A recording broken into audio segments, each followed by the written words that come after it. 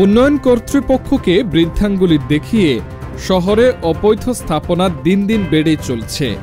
লোকমান ইসলাম রানা প্রশাসনের সুযোগ বুঝেই নির্মাণ কাজ চালিয়ে যাচ্ছেন ভবন মালিকরা।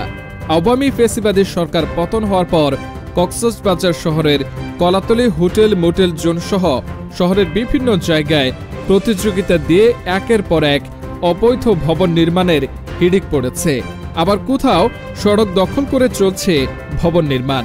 অনেকে কক্সবাজার উন্নয়ন কর্তৃপক্ষকে মোটা অঙ্কের টাকায় ম্যানেজ করে খাস খতিয়ানভুক্ত জায়গায় গড়ে তোলেন বহুতল ভবন।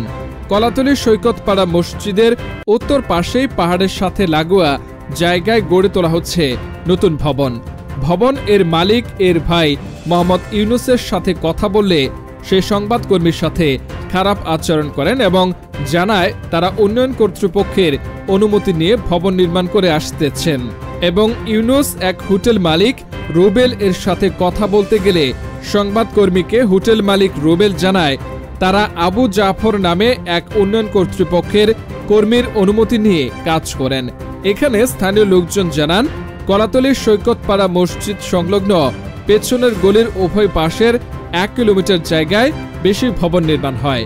সরকারি জায়গায় এবং পাহাড়ের সাথে লাগোয়া কিভাবে ভবন নির্মাণ করা হচ্ছে সেটি সবার কাছে প্রশ্ন। সূত্রমতে কক্সবাজার উন্নয়ন কর্তৃপক্ষের নীরবতা ভূমিকার কারণে সহজে এসব অবৈধ ভবন নির্মাণ কাজ চালিয়ে যাচ্ছেন প্রভাবশালীরা।